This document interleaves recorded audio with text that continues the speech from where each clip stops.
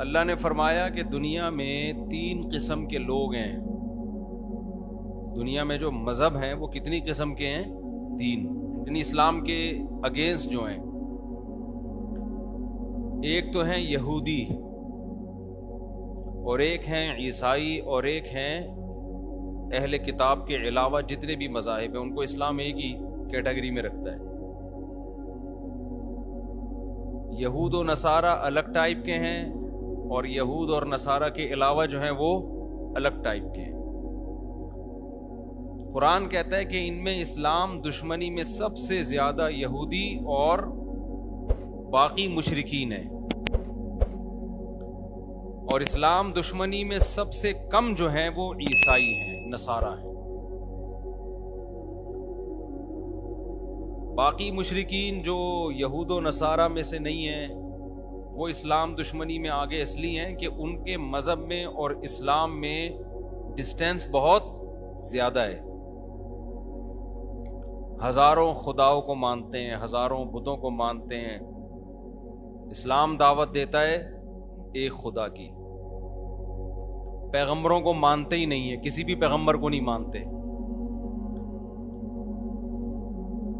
یہود و نصارہ جو ہیں یہ اسلام کے قریب ہیں، اس لیے کہ یہ پیغمبروں کے سلسلوں کو، آسمانی کتابوں کو، حلال و حرام کے کانسیپٹ کو بھی مانتے ہیں. یہ جنت جہنم کا بالکل وہی کانسیپٹ ہے جو ہمارا ہے. ان کی کتابوں میں بھی جہنم کے بارے میں وہی کچھ لکھا ہے جو ہماری آسمانی کتابوں میں لکھا ہے. جنت کے بارے میں وہی کچھ ہے جو قرآن میں لکھا ہوا ہے. جتنے تاریخی واقعات قرآن بیان کرتا ہے، قوم عاد کے، قوم سمود کے، قوم نوح کے، اور فرعون کے، یوسف علیہ السلام کے، یہ سارے واقعات ان کی کتابوں میں بھی ہیں. اور وہ نام بھی آپ کو ملیں گے. آپ نے انگریزوں میں دیکھا ہوگا ڈیوڈ، جوزف اور جیکب. یعقوب علیہ السلام کو کیا کہتے ہیں یہ لوگ؟ جیکب. اور سولمن اور اس طرح کے نام جو ہے نا، کنگ سولمن. لیکن ہندوؤں میں آپ کو، سکھوں میں آپ کو ایسے نام نہیں ملیں گے. تو ہونا یہ چاہیے تھا کہ یہود اور عیسائی اسلام کے سب سے قریب ہوتے ہیں، لیکن قرآن نے کہا ان میں یہودی سب سے بڑے دشمن ہیں مشرکین کے ساتھ. وجہ کیا ہے؟ وجہ ہے یہودیوں کی جیلسی، کیونکہ اللہ تعالیٰ نے اہل یہود کو نوازا بہت تھا. کل جو ہم نے سورت پڑھی تھی اس میں موسیٰ علیہ السلام نے ذکر کیا، اذ جعل فیکم انبیاء وجعلکم ملوکا. اے میری قوم، اللہ کی اس نعمت کو یاد کرو، اس نے تمہارے اندر پیغمبر پیدا کیے اور تمہیں زمین میں بادشاہ بنایا. ملوک، بادشاہ بھی تمہیں میں ہوا کرتے تھے. وآتاکم ما لم یؤتی احدا من العالمین. تمہیں وہ کچھ دیا جو جہان میں کسی اور کو نہیں دیا. علم بھی ان کے پاس، دین کا علم بھی، دنیا کا علم بھی. لیکن انہوں نے، ان کے اندر ایک تکبر پیدا ہو گیا. یہ کہنے لگے کہ قوم پرستی پیدا ہو گئی. یہ سمجھنے لگے کہ ہمیں جو اللہ نے اتنا نوازا ہے ہماری قومیت کی بیس پہ، حالانکہ اللہ نے نوازا تھا عمل کی بیس پہ. عمل چھوٹ گیا. اب یہ دعوے کہ ہم چونکہ یہود ہیں ہم جنت میں جائیں گے، ہم تو اللہ کے معاذ اللہ بیٹوں کی طرح ہیں. قرآن نے کہا کہ یہ تمہارے دعوے تمہارے خود ساختہ ہیں. تم نے پیغمبروں کا انکار کیا، پیغمبروں کو قتل کیا، خاص طور پر عیسیٰ ابن مریم کے ساتھ جو کچھ تم نے کیا. پھر تم نے محمد صلی اللہ علیہ وسلم کا انکار کیا. تو یہ اس خوش فہمی میں مت رہو کہ اللہ تمہارے ساتھ اب وہی معاملہ کرے گا جو پہلے کیا کرتا تھا. تو ان کو جیلسی ہوئی کہ ایک امی پیغمبر جو نہ لکھنا جانتے ہیں نہ پڑھنا جانتے ہیں، وہ قوم جو جاہل قوم تھی، عرب تو جاہل لوگ تھے، ان کو ہم اپنا باپ کیسے بنا لیں؟ سمجھ رہے ہیں؟ ان کو ہم اپنا امام کیسے بنا لیں؟ کل تک تو وہ ہم سے پوچھا کرتے تھے. اس حسد کی آگ میں بھڑکنے کی وجہ سے انہوں نے اسلام دشمنی میں سب سے زیادہ پہل کی ہے. تبھی آج دیکھیں نا کہ فلسطین پر قبضے کا دعویٰ اور حقدار عیسائی اپنے آپ کو نہیں کہتے، حالانکہ عیسائیوں کی بھی حکومتیں رہی ہیں. حضرت عیسیٰ علیہ السلام، حضرت مریم، یہ پوری تاریخ بیت المقدس کی وابستہ ہے عیسائیوں کے ساتھ. لیکن کوشش میں کون لگا ہوا ہے؟ یہودی. وجہ کیا ہے؟ وہ کہتے ہیں ہماری وہی خلافت جو پہلے تھی دنیا میں، اور بیت المقدس کے ذریعے ہم یہ مرکز تھا پوری دنیا کا، تو یہ بیت اللہ کیوں مرکز بن گیا، مکہ مکرمہ کیوں مرکز بن گیا، ساری دنیا وہاں کیوں جاتی ہے، یہاں کیوں نہیں آتی؟ سمجھ رہے ہیں کہ نہیں سمجھ رہے ہیں؟ تو یہ جیلسی، حسد حسد حسد، جس کا نتیجہ یہ نکلا کہ وہ اسلام دشمنی میں سب سے آگے بڑھ گئے۔ اور قرآن کہتا ہے وَلَا تَجِدَنَّ أَقْرَبَهُمْ مَوَدَّةً لِّلَّذِينَ آمَنُوا الَّذِينَ قَالُوا إِنَّا نَصَارَىٰ۔ اس کے برعکس جو عیسائی ہیں وہ دوسرے مذاہب کی نسبت اسلام سے سب سے زیادہ قریب ہیں۔ وجہ کیا ہے؟ وجہ ان کے مذہب کی کچھ ایسی تعلیمات ہیں، ان تعلیمات نے ان کو ان برائیوں سے روکا ہے جو برائیاں یہود میں تھیں۔ بعض دفعہ مذہب میں کچھ ایسی چیزیں ہوتی ہیں کہ مذہب ان چیزوں کو بہت ہائی لائٹ کرتا ہے، تو اس سے کچھ خیر کی چیزیں آپ کے اندر رہ جاتی ہیں، غلط ہو کے بھی رہ جاتی ہیں۔ وہ چیزیں کیا ہیں؟ بِأَنَّ مِنْهُمْ قِسِّيسِينَ وَرُهْبَانًا۔ عیسائیوں نے نا ایک چیز خود سے ایجاد کی تھی اپنے مذہب میں، رہبانیت، دنیا سے بے رغبتی۔ جو جتنا زیادہ دنیا سے دور بھاگے گا اتنا ہی نیک ہوگا۔ اب یہ ابتدعوہا، قرآن کہتا ہے خود گڑھا انہوں نے یہ فلسفہ، غلط تھا، لیکن بہرحال اس کا ایک فائدہ یہ ہوا کہ جب انسان کے دل میں دنیا کی لالچ ختم ہو جاتی ہے تو اس کے لیے حق کو قبول کرنا آسان ہو جاتا ہے، کیونکہ وہ ذہنی طور پر اس کے لیے تیار ہے پہلے سے۔ ہمارے والد صاحب ایک واقعہ بیان کرتے تھے کہ ہندوستان میں ایک پنڈت تھا، یا کوئی ہندوؤں کا کوئی بڑا تھا، وہ عجیب عجیب کمالات دکھاتا تھا نا، شعبدے، یہ کر دیا، یوں کر دیا، ایسے میز کو اوپر اٹھا لیا، ہوتے نا شعبدے۔ مسمرزم کا بڑا وہ ہیپناٹائز ہوتا ہے، ایک مسمرزم ہوتا ہے، دماغ پہ قبضہ کر لیتے ہیں۔ تو ایک بزرگ گئے اس کے پاس اور ان سے بولا کہ یار یہ تیرے اندر یہ کمال کیسے پیدا ہوا ہے؟ تو چیزوں پہ توجہ مرکوز کرتا ہے، وہ چیز اٹھا لیتا ہے، ٹھیک ہے نا؟ تو اس نے کہا کہ میں نے نا زندگی بھر اس کی کوشش کی ہے کہ اپنی خواہشات کے میں اگینسٹ چلاؤں، ہمیشہ میرا جو دل چاہتا ہے میں اس کے خلاف کرتا ہوں، کہ قوت ارادی مضبوط ہو جاتی ہے نا اس سے، جو میرا دل چاہے گا میں اس کے خلاف کروں، اس سے انسان کی قوت ارادی مضبوط ہوتی ہے۔ تو اس کا مجھے یہ فائدہ ہوا ہے کہ اس طرح جب میں کسی چیز پہ توجہ ڈالتا ہوں تو میرے ارادے کے ذریعے نا اس پہ کوئی ریز نکلتی ہوں گی، اب سائنٹیفک اس کی کیا حقیقت ہے تو اللہ ہی جانے۔ تو یہ میرے اندر ایک کمال پیدا ہو گیا، میں اپنی توجہ کے ذریعے ایسے چیزوں کو ہلا دیتا ہوں۔ ان بزرگ نے کہا اچھا تو یہ بات بتا، تو نے ہمیشہ اپنی خواہشات کی مخالفت کی؟ اس نے کہا ہاں۔ اس نے کہا تیرا دل چاہتا ہے اسلام قبول کرنے کا؟ اس نے کہا نہیں۔ انہوں نے کہا مخالفت کر رہا ہوں اپنی خواہش کی، ٹھیک ہے، اب کیا کر؟ اور وہ مسلمان ہو گیا، اس نے کلمہ پڑھ لیا۔ تو اب اس کے اندر ایک خاصیت بہرحال پیدا ہو گئی تھی نا کہ آپ جب اپنی خواہشات کے خلاف چلتے ہیں تو جہاں اس کے نقصانات ہوتے ہیں وہاں ایک کوالٹی بھی تو پیدا ہوتی ہے نا۔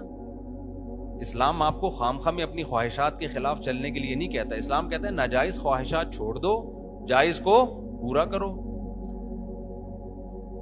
لیکن خواہشات کے اگینسٹ چلنے سے بہرحال ایک آپ کے اندر کمال پیدا ہوتا ہے، آپ کی قوت ارادی مضبوط ہوتی ہے۔ جو اپنے خواہشات کے غلام بنے ہوئے ہوتے ہیں ان سے دنیا میں کوئی بھی کام، ان سے 20 رکعت تراویح نہیں پڑھی جاتی، وہ گن رہے ہوتے ہیں ہر 2 رکعت، یار ہوگا کیا، کتنا ٹائم اور لگے گا۔ تو عیسائیوں میں کیا کمال تھا کہ رہبانیت، تو قرآن کہتا ہے اس رہبانیت کی وجہ سے ان کے دل نرم۔ عیسائیوں کی بھی اسلام سے بڑی بڑی دشمنیاں ہوئی ہیں، بڑی بڑی لڑائیاں ہوئی ہیں، لیکن ایک من حیث القوم، قومی سطح پہ قرآن بیان کر رہا ہے کہ دوسری قوموں کے نسبت یہ مذہب اسلام کے زیادہ قریب ہے۔ ایک وجہ تو یہ، دوسری وجہ یہ بھی قریب ہونے کی کہ عیسائی حضرت عیسیٰ سے پہلے کے تمام پیغمبروں پر ایمان رکھتے ہیں، صرف ایک نبی کا انکار کرتے ہیں، محمد صلی اللہ علیہ وسلم۔ اور یہودی حضرت عیسیٰ کے بھی منکر اور نبی کے بھی منکر، تو ان کا جرم عیسائیوں سے زیادہ ہے، تو اس لیے بھی وہ حق کے زیادہ قریب ہیں عیسائی جو۔ اور آج پوری اچھا جو مکاریاں چالاکیاں یہودیوں نے کی ہیں وہ عیسائیوں میں نہیں ہیں، وہ عیسائیوں میں نہیں ہیں۔ ہٹلر نے عیسائیوں کو نہیں زیادہ چھیڑا تھا، وہ تو خود بھی عیسائی تھا، اس نے دشمنی کس سے کی تھی؟ یہودیوں سے۔ اس کا یہ نظریہ تھا کہ یہ فساد کی جڑ ہے۔ پھر کہتے ہیں اس نے کچھ یہودی چھوڑ دیے، اس لیے چھوڑ دیے کہ دوبارہ یہ فساد کریں گے تو لوگ پھر مجھے کہیں گے اس نے صحیح کیا تھا۔ یہ اس کی رائے تھی، میں نہیں کہہ رہا یہ، ٹھیک ہے نا، میں نہیں کہہ رہا یہ، وہ جانے، آپ جانے، ہٹلر جانے۔ تو عیسائی، اچھا سارے یہودی بھی ایک جیسے نہیں ہوتے، یہ خوب سمجھ لیں۔ ہم نے بعض یہودی دیکھے ہیں، سنے بھی ہیں ان کے بارے میں، وہ بھی اسلام کو بہت سے مقام پہ سپورٹ کرتے ہیں۔ سب کو ایک ہی لاٹھی سے کبھی بھی نہیں ہانکنا چاہیے۔ ہانگ کانگ میں وہاں کے مفتی اعظم سے میری ملاقات ہوئی، انہوں نے کہا کہ یہاں ہمیں یہودی سپورٹ کرتے ہیں، ہم یہودیوں کو سپورٹ کرتے ہیں، کیونکہ آسمانی مذاہب ہے نا، تو یہاں پر یہودی مسلمانوں کا ساتھ دیتے ہیں، واللہ عالم۔ تو ہر جگہ سب ایک جیسے نہیں ہوتے۔ تو آپ کو کوئی یہودی نظر آیا تو آپ نے فوراً قرآن کی آیت پڑھ کے اس کا سر ڈنڈے سے کوٹ دیا کہ اسلام، ضروری نہیں ہے کہ وہ بھی اسلام دشمن ہو۔ بلکہ آپ کو میں کمال کی بات بتاؤں کہ جب لندن کی یہ جو یو کے ہے، یونائٹڈ کنگڈم، اس کی اسمبلی میں یہودیوں نے یہ آواز اٹھائی تھی کہ ہمیں ایک الگ ریاست چاہیے اسرائیل کے نام پہ، تو اس کی سب سے پہلے مخالفت جس نے کی تھی وہ یہودی تھا، اور اس نے اس بیس پر مخالفت کی تھی کہ ہماری 1300 سال ہو گئے مسلمانوں سے اب تک کوئی جنگ نہیں ہوئی ہے، وہ جو نبی کے دور میں ہوئی تھی اس کے بعد سے جنگیں ہماری نہیں ہوئی ہیں، تو ہم خام میں مسلمان جیسی اتنی بڑی قوم سے کیوں پنگا لے بھائی، ہم بلا وجہ ایک نیا شوچا چھوڑ دیں ہم، اب تک ہماری مسلمانوں سے کوئی جنگ نہیں ہوئی ہے۔ اور حقیقت ہے کہ خلافت عثمانیہ نے یہودیوں کو سپورٹ کیا تھا، بچایا تھا بہت سے۔ ترکی آپ جائیں نا، ہسٹری پڑھیں تو آپ کو پتا چلے گا بہت سے یہودیوں کی پناہ گاہ تھی یہ ترکی، مسلمان ان کو پناہ دیتے تھے، ان کی جانوں کی حفاظت کی ہے، کیونکہ یہ ان سے کوئی پنگا پھڈا چل نہیں رہا تھا مسلمانوں کا۔ لیکن بہرحال احادیث میں ہے کہ آخری جو مسلمانوں کی سب سے بڑی جنگ ہوگی وہ کس سے ہوگی؟ یہودیوں سے ہوگی۔ تو وہ پیشگوئی نبی کی پوری ہونی تھی، تو وہ اسرائیل کے نام پہ ایک شوشہ چھوڑ دیا، پھر جو فلسطینیوں پہ ظلم ہوا وغیرہ وغیرہ جو کچھ ہو رہا ہے۔ تو میں یہ عرض کر رہا تھا کہ عیسائیوں میں دوسری کوالٹی کیا ہے کہ یہ تمام پیغمبروں پر ایمان رکھتے ہیں، ان میں وہ چالاکیاں نہیں تھی جو کس میں تھی؟ یہود میں۔ یہی وجہ ہے کہ دنیا میں جو سب سے زیادہ مذہب قبول کرنے والی قوم ہے نا اسلام، وہ عیسائی ہیں۔ میں نے بھی اس کا مشاہدہ کیا، سب سے زیادہ عیسائی لوگ ہیں جو اسلام کو قبول کرتے ہیں، ان میں یہ ریشو دوسرے مذاہب کی نسبت سب سے زیادہ ہے۔ امریکہ میں تو آئے دن لوگ مسلمان ہو رہے ہیں، لندن میں بھی، ہمارے اتنی بڑی بڑی داڑیاں رکھتے ہیں وہ انگریز، بہت بہت زیادہ ہے اس میں۔ آگے اللہ نے فرمایا وَإِذَا سَمِعُوا مَا أُنزِلَ إِلَى الرَّسُولِ تَرَىٰ أَعْيُنَهُمْ تَفِيضُ مِنَ الدَّمْعِ، یہ اہل کتاب جو عیسائی ہیں، جب ان پر اللہ کی آیات تلاوت کی جاتی ہیں تو اے مخاطب تو ان کو دیکھے گا ان کی آنکھیں بہنا شروع کر دیتی ہیں۔ وجہ کیا ہے کہ یہ تورات پڑھ پڑھ کے نا یہ اللہ کے کلام سے مانوس ہو چکے ہوتے ہیں۔ جنہوں نے آسمانی کتابیں پڑھی ہیں نا، تورات اور انجیل، انہیں اللہ کے کلام سے کچھ نہ کچھ مناسبت پیدا ہوتی ہے۔ تو عیسائیوں میں جو پادری ہیں، جو حق پرست ہیں، جب وہ کلام اللہ سنتے ہیں تو قرآن کہہ رہا ہے کہ ان کی آنکھیں بہنا شروع کر دیتی ہیں، اور ان کو یقین ہو جاتا ہے کہ یہ وہی کلام ہے، بالکل اسی طرز کا کلام ہے جو اللہ نے موسیٰ کلیم اللہ اور عیسیٰ روح اللہ پہ نازل کیا۔ ڈاکٹر حمید اللہ صدیقی کے نام سے ایک بہت بڑے اسکالر گزرے ہیں، خطبات بہاولپور جن کی مشہور کتاب ہے۔ صدیقی ہیں یا نہیں؟ ڈاکٹر حمید اللہ صدیقی، شاید میں نے خود لگا دیا، ڈاکٹر حمید اللہ بہت بڑے اسکالر، حیدرآباد دکن کے تھے وہ۔ ان کی بڑی ریسرچ تھی کتابوں پہ، نایاب نسخوں پہ، تو ان کی تورات انجیل پر بھی بڑی ریسرچ، قرآن پر تو تھی۔ وہ یہ کہا کرتے تھے کہ آپ تورات کا، یعنی جو موجودہ عہد قدیم اور عہد جدید ہے، اس کا اور قرآن کا مطالبہ کریں نا تو آپ کو ان کا انداز بیان سیم ملے گا۔ یہ خود اس کی علامت ہے کہ یہ ایک ہی ذات سے نکلے ہوئے کلام، یعنی اتنی تحریفات کے باوجود بھی جو آیتوں کا انداز ہے اور کلام کا جو طرز ہے وہ بالکل سیم ہے۔ وہ بالکل سیم ہے. یہی وجہ ہے کہ نجاشی کے سامنے، نجاشی عیسائی بادشاہ تھا، جب حضرت جعفر طیار رضی اللہ تعالی عنہ نے نجاشی بادشاہ کے سامنے سورہ مریم کی تلاوت کی ہے. سورہ مریم سے یاد آیا، لوگ اکثر مجھ سے پوچھتے ہیں آپ تلاوت اپلوڈ کریں. ہماری تلاوت یوٹیوب پہ تراویح کی اپلوڈ ہوئی بھی ہے، آپ لکھیں گے نا مفتی طارق مسعود ریسائٹنگ آ جائے گی، وہ بار بار نہ کریں، کہیں ایک ہی بات اپلوڈ ہوئی بھی ہے، سن لیں. سورہ قصص بھی ہے، سورہ مریم بھی ہے. تو جس نے سننی ہے، نہیں سننی تو وہ بڑے بڑے قاری ایک سے ایک پڑے ہوئے ہیں یوٹیوب پہ تو بھائی.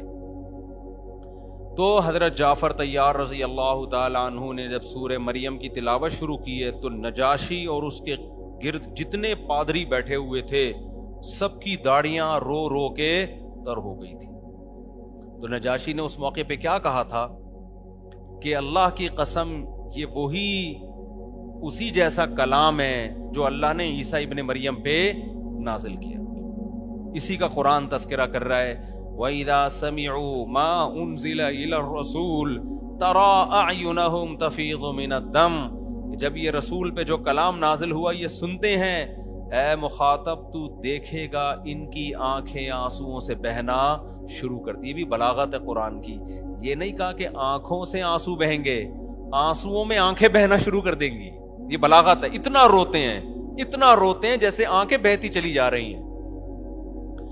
تو بہت ایسے واقعات ہیں قرآن پڑھ کے رونے کے. غیر مسلموں نے سنا، حضرت عمر نے سنا، کیسا دل پگھل گیا ان کا. نجاشی نے سنا، اس کے پادریوں نے سنا. آپ کہہ سکتے ہیں مدینہ کے جو لوگ تھے وہ کیوں نہیں روتے تھے، جو دشمن تھے. یاد رکھیں جب آپ کے دل میں کسی کا بغض پیدا ہو جائے نا، ایک دفعہ کینہ پیدا ہو جائے، پھر آپ دلائل کو سائڈ پہ رکھ دیتے ہیں، پھر آپ ہمیشہ اس کے خلاف کوشش میں لگے رہتے ہیں. آج جو مسلکی اختلافات ہیں نا، 8 رکعت تراویح، 20 رکعت تراویح، رفع الیدین، ٹانگیں چوڑی ٹانگیں پتلی، ان کا بھی مسئلہ سارا یہی ہے. نام ہم سب قرآن و حدیث کا لگاتے ہیں، لیکن سب کا مطلب اپنی ٹھڑک پوری کرنا ہوتا ہے کہ اپنے مسلک کی ٹانگ کو اونچا رکھو، دوسرے مسلک کو، ورنہ پتا ہوتا ہے کہ یار دلیل ادھر بھی ہے اور ادھر بھی ہے، لیکن اپنی والی دلیل کو دلیل کہنا ہے، دوسرے والی کو کہنا ہے 100% غلط. یہ ٹھڑک چل رہی ہے آج کل مارکیٹ میں. لیبل کیا لگایا جا رہا ہے؟ قرآن و حدیث کا. سمجھ رہے ہو نا، لیبل قرآن و حدیث کا. کیونکہ ہمیں تو صبح و شام تجربہ ہوتا ہے. جب آپ دلائل دینا شروع کرتے ہو تو نہیں یہ ضعیف ہے، یہ یوں ہے تو یہ یوں ہے، خام خواہ کے فتوے ٹھوکنا شروع. اور کمال کی بات یہ کام وہ لوگ زیادہ کر رہے ہوتے ہیں جو خود کو مسلک پرست نہیں کہتے. وہ لوگ یہ زیادہ کر رہے ہوتے ہیں جو کہتے ہیں ہمارا کوئی مسلک نہیں ہے. اس سے پتہ چلتا ہے آپ کا تو ایسا مسلک ہے کہ آپ اس کے علاوہ سب کو جہنمی سمجھتے ہو. ایک چھوٹی سی بات کر کے آگے چلتا ہوں. آپ نے بہت سے لوگ دیکھے ہوں گے جو کہتے ہیں ہم شخصیت پرست نہیں ہیں، ہم کسی شخصیت کو نہیں مانتے. 99.9% میں نے ایسے لوگوں کو ایسا شخصیت پرست دیکھا ہے کہ آپ کسی صحابی کو برا بلا کہہ دو ان کو غصہ نہیں آئے گا، ان کے باپ کو آپ ذرا سا برا بلا کہہ کے دیکھو ان کے منہ سے جھاگ نکلنا شروع ہو جاتا ہے غصے میں. ٹھیک ہے نا. یہ کہتے ہیں کہ حضرت معاویہ پہ بھی اعتراض ہو سکتا ہے، حضرت ابو سفیان پہ بھی ہو سکتا ہے، بڑے بڑے صحابہ حضرت عثمان پہ بھی ہو سکتا ہے، لیکن ہمارے باپ پہ اعتراض نہیں ہو سکتا. سمجھ رہے ہیں؟ ہمارے باپ کے بارے میں اگر کسی نے بتا دیا نا، روحانی باپ بتا دیا نا کسی نے کہ یہ محترم نے غلطی کی ہے اور یہ 100% غلطی ہے، تو یہ ایسا جھاگ ان کے منہ سے نکلتا ہے نا غصے میں.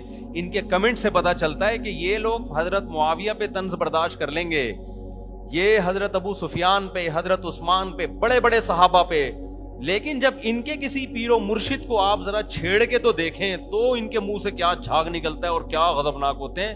ان کے خلاف یہ ایک حرف سننا پسند نہیں کرتے. ہمارے حضرت نے ایک دور میں کتاب لکھی، ایک مشہور شخصیت، انہوں نے صحابہ پہ بڑے اعتراضات کیے تھے. تو اور ان کا جب ان پہ لوگوں نے اعتراضات کیے کہ آپ صحابی رسول پہ اعتراض کر رہے ہیں، تو انہوں نے کہا تنقید سے بالا ذات صرف پیغمبر کی ہے، پیغمبر کے علاوہ ہر ایک پر تنقید ہو سکتی ہے. یہ اصول پیش کیا. تو ہمارے حضرت نے ان کی کتابوں سے ان پہ تنقیدیں شروع کر دی نا، تو ان کے ماتحتوں کو اتنا غصہ آیا، اتنی بوچھاڑ، اور یہ ایسے ہیں تو یہ یوں ہیں تو یہ یوں ہیں. انہوں نے فرمایا کہ تم عجیب لوگ ہو، صحابہ کو تو تم تنقید سے بالا تر نہیں سمجھتے، لیکن جب تمہارے پیر و مرشد، تمہارے امیر پر تنقید کی جاتی ہے تو بجائے ٹھنڈے دل آرام سے سن کے تمیز سے اس کا جواب دو، ایسا نہیں کرتے، ایک دم جھاگ اگلنا شروع. یہ آج کل مارکیٹ میں چل رہا ہے. جماعت المسلمین والے ایک ریٹائر ہو کے یہاں پر آ گئے نا، جماعت المسلمین میں بہت گھومے تھے وہ، پھر انہوں نے چھوڑ دیا جماعت المسلمین کو. میں نے کہا کیوں چھوڑا؟ کہہ رہے ہیں یار یہ ہر وقت امام ابو حنیفہ کے خلاف بولتے ہیں کہ اندھی تقلید اندھی تقلید، لیکن کہتے ہیں آپ لوگ امام ابو حنیفہ کی ایسی تقلید نہیں کرتے جیسے یہ جماعت کے امیر کی تقلید کرتے ہیں جماعت المسلمین. تو کہہ رہے ہیں یہ صرف ہوائی باتیں ہوتی ہیں، یہ آپ لوگوں سے بڑے مقلد ہیں. یہ لوگ لیبل لگاتے ہیں کیونکہ ان کے خلاف جب کوئی حدیث پیش کی جائے نا، دلیل پیش کی جائے تو یہ نہیں سنتے. تو یہ آج کل مارکیٹ میں چل رہا ہے. اس لیے میں آپ کو ایک بات بتا رہا ہوں، یہ تجربوں کے بعد ہے کہ چاروں اماموں کو فالو کرو آپ، کیونکہ پوری امت نے ان کو فالو کیا. ان کی ریسرچ، ان کی تحقیق 1200-1300 سال سے پوری دنیا میں فالو کی گئی ہے. یہ 2-4 لوگوں کی انڈیا پاکستان بنگلہ دیش کی بات نہیں ہے، پوری دنیا میں جب سے یہ فقہ مرتب ہوئے ہیں انہی چاروں کو فالو کیا جا رہا ہے. ان سے اگر ہٹو گے تو قرآن و حدیث کے نام پہ ایسے بے لگام ہوگے نا، آپ اس کو قرآن و حدیث سمجھ رہے ہوگے لیکن وہ آپ کی خواہشات ہوں گی یا آپ کا اپنا ٹیکنیکل فالٹ ہوگا جو حدیث سمجھنے میں آپ نے غلطی کی ہوگی. تو امت ایسے ہی اتنی بڑی چیز پہ جمع تھوڑی ہو گئی ہے.